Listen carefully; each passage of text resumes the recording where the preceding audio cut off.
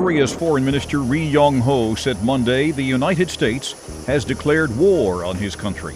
He said North Korea would take counteractions if threatened, including shooting down American warplanes in the region. In light of the declaration of war by Trump, all options will be on the operations table of the supreme leadership of the DPRK.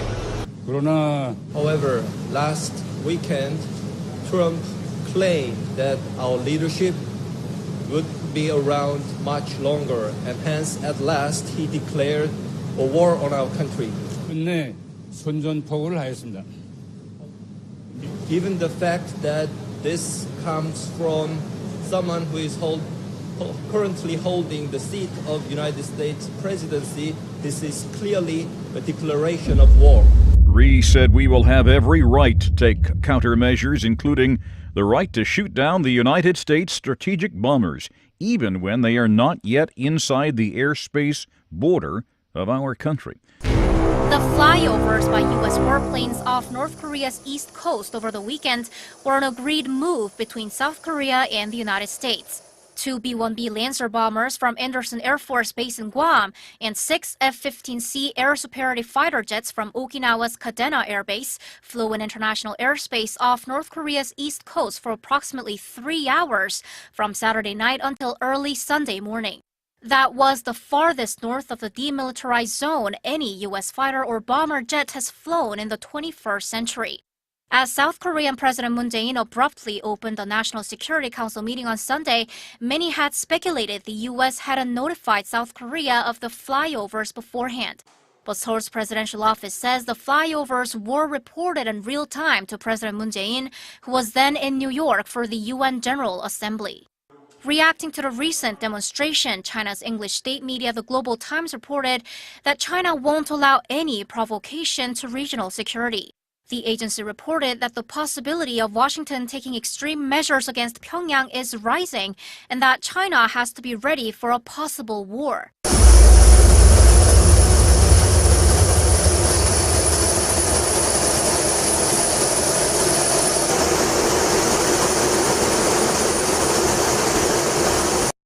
Now, North Korea on notice. President Trump appearing ready to take action against the rogue regime at this hour, tweeting this, quote, "Just heard Foreign Minister of North Korea speak at the UN. If he echoes thoughts of Little Rocket Man, they won't be around much longer. But are Americans ready for military action?" Tensions are rising on the Korean Peninsula with recent flyovers as well as an exchange of tough rhetoric between the leaders of the U.S. and North Korea. But experts here believe this may not be all. We have to focus on the fact that the format of the United States armed protest has completely changed. Bombers flew towards the north, and jets for assistance like rescue planes also joined the flyovers. This means the U.S. assumed a military attack against North Korea and aimed to show that it can come up with even stronger military demonstrations depending on Pyongyang's future provocations. Speculation is rising in regards to what the U.S. will show next, especially with the South Korea-U.S. joint exercise coming up next month. The drill will involve the nuclear-powered supercarrier USS Ronald Reagan, Tomahawk missiles, and the Aegis combat system. And so, yeah, it's edgy and it's a bit scary, but this has to be done. At least in some way, he has to be put in his place. Right. And right now, if you ask the American people about this, because he does have nuclear weapons, they were asked, and they said 58% favor using diplomatic efforts first, 35% are opposed to doing it. We're at the point now, though, Terry, is whoever was the 45th president would be dealing the same way. But some in the State Department are worried about the bellicose tone of the president. On Monday, the White House press secretary Sarah Sanders said, "We've not declared war on North Korea." She said the suggestion is absurd. North Korea's foreign minister said that President Trump had declared war on North Korea and that it reserves the right to take countermeasures, including shooting down U.S. aircraft. Does the White House view President Trump's comments at the UN as a declaration of war? Not at all. We've not declared war on North Korea, and frankly, the suggestion of that is absurd. What is the White House's reaction to North Korea's threat to shoot down U.S. aircraft, even if it's not in their airspace?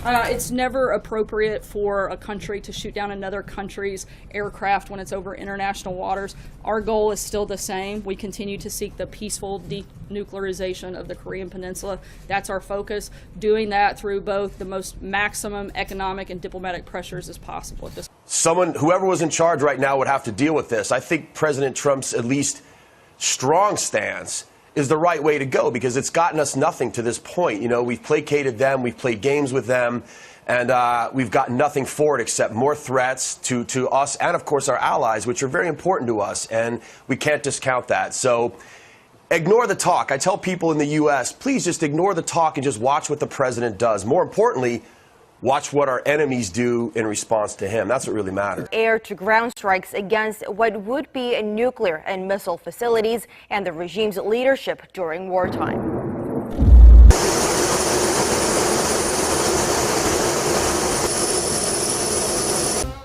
Tension between the United States and North Korea remained high Sunday as inflammatory rhetoric from both nations continues to be exchanged following harsh speeches last week in New York at the United Nations General Assembly. Neighboring countries said a small earthquake that hit North Korea Saturday near the country's nuclear test site was likely a natural tremor and not a nuclear explosion. The U.S. Geological Survey, however, said it could not confirm whether the seismic activity was man-made or natural.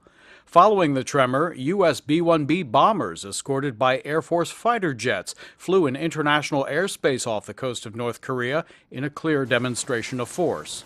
The Carl Vinson aircraft carrier led one of two carrier strike groups that conducted joint exercises with South Korea and Japan earlier this year. Pyongyang responded with the release of propaganda videos showing U.S. planes and an aircraft carrier under simulated attack. U.S. officials were more restrained with their words Sunday. Treasury Secretary Steven Mnuchin, speaking on ABC's This Week, repeated the insistence that all options, including military force, remain on the table. Senator, I think everyone hopes that the diplomatic efforts will be successful, but I want to ask you about the military side. You're a member of the Armed Services Committee. There's a lot of talk among defense analysts about the need for a crash program to develop what are described as boost phase interceptors that could take out North Korean missiles in the first 2 minutes of their launch. It's an interesting idea. Is that something you think that we should be thinking about spending money on to make that happen quickly? Yes, but I will also tell you that there are a number of opportunities that we have. We do have some in place today. I will also share with you that there are always new programs under development, some in different phases. But most certainly North Korea has been identified as a problem child for the rest of the world for some time now. We recognize that long term we have to have the ability to defensively protect ourselves and our allies. That takes several different forms. First part is being able to identify when a launch actually occurs as soon as possible. Second of all, to be able to intercept in an appropriate fashion, and then finally to be able to actually make the hit or the kill on the targeted vehicle. All of which not only do we have some capability of today, but we most certainly have to improve long term. You've seen that in terms of Iron Dome in Israel, which we've participated in, David Sling, and so forth. Those are ongoing processes, all of which can help us with North Korea. You have to understand, though, none of those are absolutely perfect. Diplomacy is still appropriate. Economic sanctions are still the best. Let's do everything we can not to get into a fighting war. But I will say this. If we get into a fighting war, it probably means the end of North Korea. This week, the president signed an executive order that allowed me to issue the most strong sanctions that have ever been done. I can cut off financial institutions anywhere in the world that support North Korea.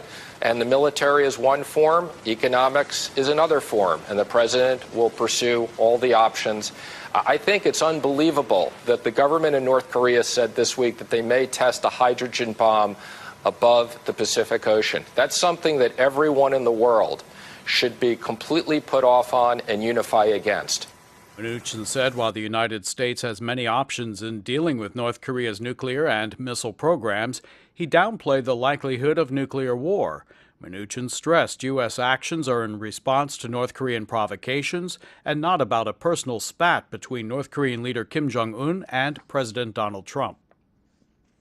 This is not about personalities. This is not personal. This is about someone who's testing nuclear weapons, a hydrogen bomb that was dramatically bigger than any bomb that's been used. This is about sending ballistic missiles across Japan's airspace. These things are not going to be continued to be allowed. Still, some leading Republicans voiced hope President Trump will tone down his comments, including Kentucky Senator Rand Paul speaking on NBC's Meet the Press. Yeah, I think there is a problem, and if I were going to be sending messages to North Korea, I would say this. We don't plan on invading, we don't plan on regime change, we don't plan on occupying North Korea, and we don't plan on being the one to have an offensive military strike for any reason other than the defense of South Korea ourselves. I would also say there is no good military option for us, but also for them, and they need to realize that in no uncertain terms, that there is no option for them to use military weapons because the results would be catastrophic for them, but also the results would be catastrophic for everybody on the Korean Peninsula. So I hope we can ratchet down the rhetoric. During a 4-day visit to the United Nations General Assembly last week, Trump said the United States would totally destroy North Korea if forced to defend itself or its allies. In response, North Korean Foreign Minister Ri Yong-ho said leader Kim Jong-un is considering testing a hydrogen bomb over the Pacific Ocean.